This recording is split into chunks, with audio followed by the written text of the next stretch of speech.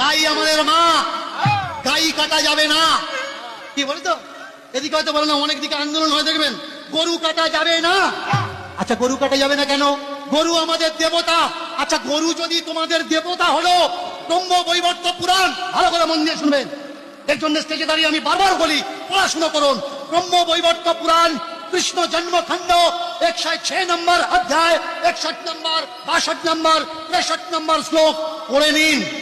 রুক্মিণীর বিবাহের সময় 1 লক্ষ গরু বলি দেওয়া হচ্ছে ভোজন করানোর জন্য।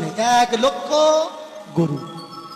গরু যদি মা হলো, গাই যদি মা হলো, তাহলে রুক্মিণীর বিয়েতে 1 লক্ষ গরু কিভাবে কাটা হচ্ছে নিজেকে প্রশ্ন করেছেন?